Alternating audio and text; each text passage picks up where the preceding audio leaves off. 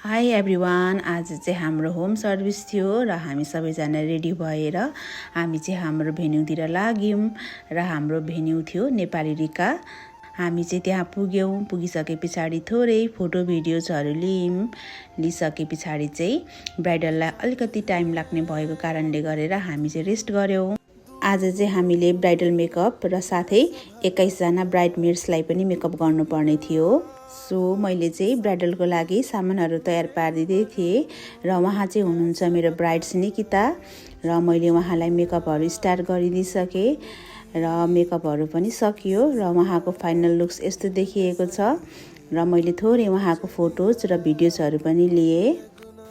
21 जना ब्राइडमेड्सहरूलाई चाहिँ मेरो टिमले तयार पारिदिँदै हुनुहुन्थ्यो भनेदेखि त्यो चाहिँ मैले थोरै भिडियोहरू लिन पाइनँ किनभने उहाँहरू अर्कै रुममा हुनुहुन्थ्यो र हामीले लास्टमा ब्राइडको एन्ट्रीहरू पनि हेऱ्यौँ र हामीले पनि इन्जोय गर्यौँ। हामी सबैजनाले काम सकाएपछि थोरै भिडियोज र फोटोजहरू खिच्यौँ र त्यहाँबाट चाहिँ घर फर्क्यौँ। Thank you for watching.